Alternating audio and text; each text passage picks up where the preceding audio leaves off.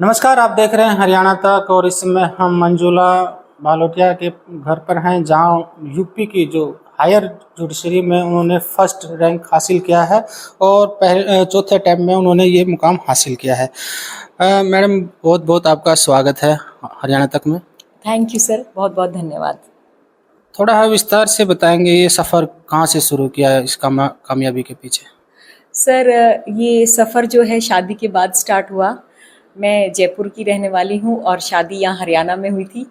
तो यहाँ आने के बाद मैंने देखा कि गवर्नमेंट जॉब को बहुत प्रेफरेंस है महिलाओं को, और महिलाएं काफ़ी पढ़ी लिखी भी हैं और वर्किंग कल्चर है औरतों के लिए। तो फिर जब दोनों बच्चे हो गए, बेटा 1 साल का हो गया, तो मुझे लगा मुझे भी अपने करियर पे ध्यान देना चाहिए। तो फिर जब तक मैं 30 साल की हो चुकी थी तो आईएएस की तो मैं तैयारी नहीं कर सकती थी, एज फैक्टर आ गया था। तो मैंने लॉ कर रखा था, तो मुझे लगा मुझे इसी फील्ड में जाना चाहिए। मैम, जिस तरह से कठिनाइयाँ तो बहुत होती हैं एक लेडीज़ के लिए, क्योंकि सोसाइटी में लेडीज़ को इतना महत्व नहीं दिया जाता, खासकर लड़कों की तुलना में। तो कहीं ना कहीं आपको इसको कहीं वो हुआ मलाल है थोड़ा लड़की होने का? नहीं सर, मुझे कभी भी लड़की होने का मलाल नहीं हुआ, क्योंकि भगवान की दया से जिस परिवार से मैं बिलोंग करती हूँ जयपुर में, तो मैं मन्नतों के बाद मांगी गई थी। 7 पीढ़ियों के बाद मैं पहली लड़की थी। तो जब मैं पैदा हुई तो मेरी दादी को यही बताया गया था कि जो आप चाहते थे वही हुआ है। और शायद मैं भाग्यशाली हूँ, और इतिहास में कभी ऐसा नहीं हुआ होगा। मेरे पैदा होने पे मेरी दादी ने पूरे गांव में लड्डू बांटे थे, दादा दादी ने। परिवार में जिस तरह से आपका परिवार है, तो पिताजी क्या करते थे, माताजी क्या करते थे? मेरी माताजी गृहिणी हैं और पिताजी का बिजनेस है। तो मेरे पिताजी ने हमेशा मुझे प्रोत्साहन किया, बचपन से ही मुझे हॉर्स राइडिंग सिखाई।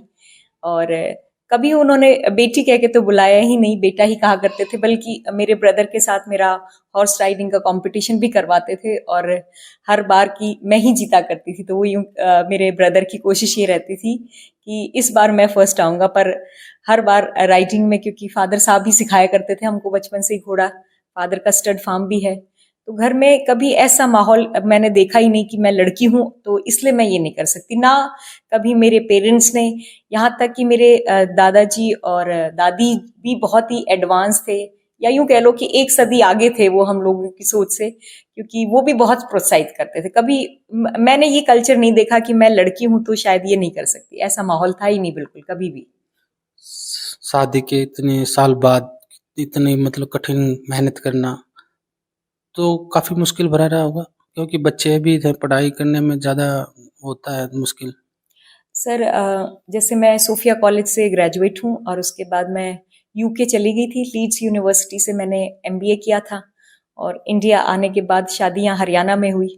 तो एक बार तो शुरू में लगा कि शायद मुश्किल आएगी, पर इस सफ़र को आसान मेरे पतिदेव सुमित जी ने बनाया, और बखूबी उन्होंने इस सफ़र को आनंद भी किया, और मुझे किसी भी तरह की परेशानी आने नहीं दी। उन्होंने कहा, जो तुम्हारे सपने हैं, जो तुम करना चाहती हो, मैं हमेशा तुम्हारे साथ हूँ, विदाउट एनी कंडीशन, बिना किसी इफ बट के वो मेरे साथ हमेशा खड़े रहे, और परिणाम आज आप सबके सामने है।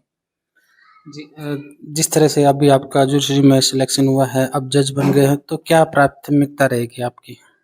सर, मेरी कोशिश रहेगी कि मैं अपने जो मुझे पद मिला है, जो ईश्वर ने मेरे ऊपर कृपा की है, मैं उसको ईमानदारी से निभा सकूं, और समाज के लिए कुछ कर सकूं। पति पत्नी एक गाड़ी के दो पहिए हैं, अगर दोनों एक साथ चले तो काफ़ी लंबा सफ़र किया जा सकता है। और उनके पति हमारे साथ हैं सुमित जी। सुमित जी, जिस तरह से आपकी पत्नी ने जुडिशरी में फर्स्ट रैंक हासिल किया, अब जज बन गए हैं, तो कितनी खुशी हो रही है और इसके लिए आपने कितना इनको प्रोत्साहन किया? खुशी का तो कोई वो है ही नहीं कि बहुत ज़्यादा प्रसन्नता है, सारे परिवार में खूब खुशी है। और जब इसने डिसाइड किया कि मेरे को, जैसे गवर्नमेंट जॉब में थी, ये एडीए थी, लेकिन इसने डिसाइड किया कि मुझे आगे बढ़ना है, तो मैंने इसको हमेशा मोटिवेट किया कि आप आगे बढ़ो, क्योंकि रुकना तो है ही नहीं कहीं भी। आप जो करना चाहते हैं आप करो, आप आपके सपने, आप उसको सपने को पूरा करो और ज़िंदगी में आगे बढ़ो। मैंने हमेशा हर कदम पे इसको कहा। इवन जब 2019-20 में ये पढ़ नहीं पा रही थी, क्योंकि जॉब से आती थी शाम को, उसके बाद फिर बच्चों का, फिर मैं भी ऑफिस से लेट हो जाता था, मेरा भी ट्रैवलिंग का था, तो काफ़ी उस टाइम काफ़ी परेशान हो जाती थी। तो फिर मैंने ये डिसाइड किया कि अब ये टाइम आ गया कि मुझे एक जॉब से ब्रेक लेना चाहिए, और घर का, बच्चों का सब कुछ पढ़ाई वगैरह देखनी चाहिए, ताकि ये खुल के अपने पढ़ सके। तो आपने अपनी जॉब का कह सकते हैं एक बलिदान कर दिया। बलिदान तो नहीं कहेंगे, वो एक उस टाइम के जो डिसीजन था, के सपने पूरे करने के लिए। बिल्कुल बिल्कुल, किसी के मतलब मेरी वाइफ थी, अगर वो कुछ बेटर कर सकती है लाइफ में तो मुझे उसका सपोर्ट करना चाहिए। तो मैंने उसको सपोर्ट के लिए मैंने वो डिसीजन लिया और मेरे को उसका कोई रेग्रेट नहीं है। तो कितनी मेहनत करती थी, कितने घंटे पढ़ते थे ये घर में? ये मतलब अपना शायद 1 मिनट भी वेस्ट नहीं होती थी। सुबह पार्क में घूमती थी तो जैसे और तो लोग गाने सुनते थे, ये अपने यूट्यूब के जो इनके लॉ के वीडियो होते थे वो सुनती थी। बस में गाड़ी से जब ये जाती थी तो भी जिम जाती थी तो 1-1.5 घंटा लगता था आने में, 1-1.5 घंटा जाने में। उस टाइम भी ये अपने वीडियोज़ वगैरह सुनती थी। इवन कभी कभी रसोई में जब काम करती थी, जब भी ये अपने वीडियो चला के काम करती थी। तो समय का तो इसने 1 मिनट भी बर्बाद नहीं होने दिया। और हाँ, मैंने और मेरे बच्चों ने भी कोशिश करी कि हम इसको डिस्टर्ब ना करें। तो सुबह जैसे उठती थी ये अपने घूम के आती थी, इतने हम खाना खुना बना के मैं पार्क चला जाता था बच्चों को लेके। फिर बच्चों की जैसे कोविड में ऑनलाइन क्लासेस वगैरह होती है तो हम दूसरे कमरे में कर लेते थे, ये अपने यहाँ बैठ के पढ़ती रहा करती। शाम को फिर मैं बच्चों को पार्क वगैरह ले जाता ताकि इसको डिस्टर्ब ना हो। तो हमने मतलब किसी तरह से इसको डिस्टर्ब नहीं होने दिया और परिणाम आज आपके सामने है। जैसे आपके पति ने बताया कि जॉब छोड़ दी थी आपकी पढ़ाई के लिए, तो थोड़ा मुश्किल रहा था, एक बार सोचा था कि जॉब छोड़ दी?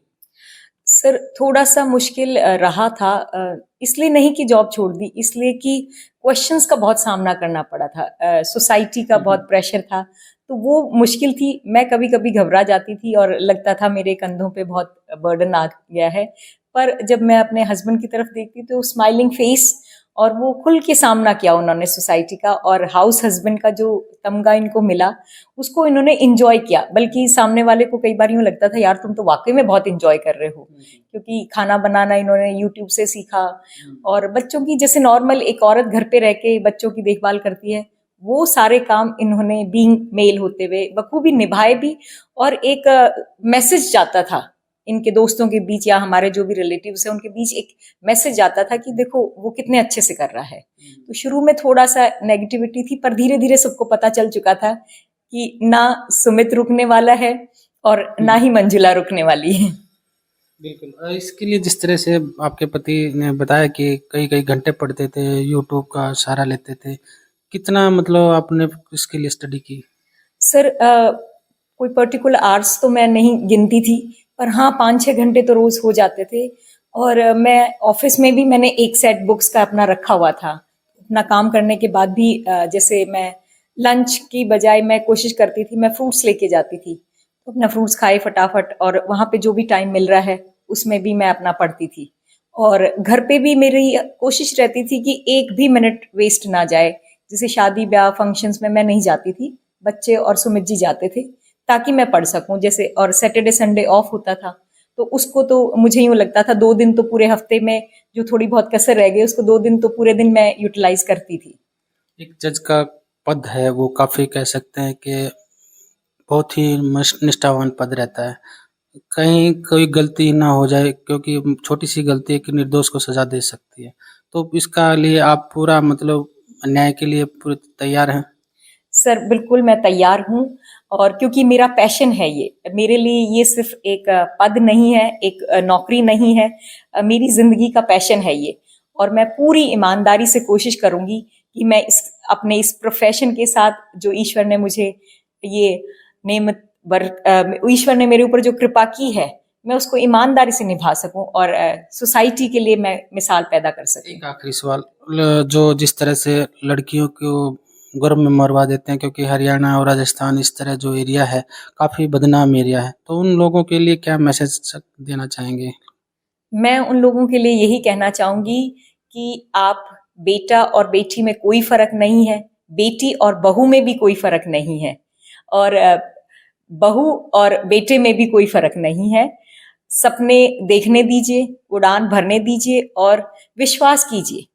ऐसा नहीं है कि लड़कियां कुछ नहीं कर सकती, बहू कुछ नहीं कर सकती, शादी हो गई तो वो दायरे में बन गई है। सपने पूरे करने की कोई उम्र नहीं होती, बशर्ते आप सबसे पहले देखिए सपने और विश्वास कीजिए। और मैं सबको ये कहती हूँ कि मौका दीजिए, शादी के बाद भी आप सपोर्ट कीजिए, जैसे आप अपनी बेटी को करते हैं, जैसे आप अपने बेटे को करते हैं, बहुओं को भी वैसे ही सपोर्ट कीजिए। बिल्कुल सही बात है। और जो हमारे पूर्व राष्ट्रपति रहे अब्दुल कलाम, उन्होंने भी कहा था कि सपने पूरे करने के लिए जागना ज़रूरी है और इन्होंने जिस तरह से कड़ी मेहनत की है उसका ये नतीजा भी मिला है कि इन्होंने यूपी की जुडिशरी में फर्स्ट रैंक हासिल कर जज का जो इनका सपना था वो पूरा किया है। हरियाणा तक के लिए रोहतक से मैं सुरेंद्र सिंह।